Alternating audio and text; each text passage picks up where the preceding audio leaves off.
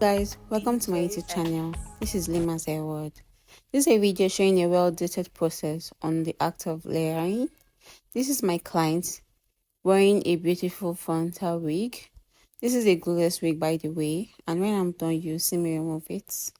It's a very stress-free wig because you don't need to start putting glue on your skin because some people react to glue. Yeah, so this is a video showing the process of layering. This is me doing some sectioning and then cutting some parts of the hair in order to give it that layer, in order to give it that cut. And mind you, when you cut your hair, there's a beautiful way your coils come out. So can you watch? Leave a like and a comment and subscribe. Thank you.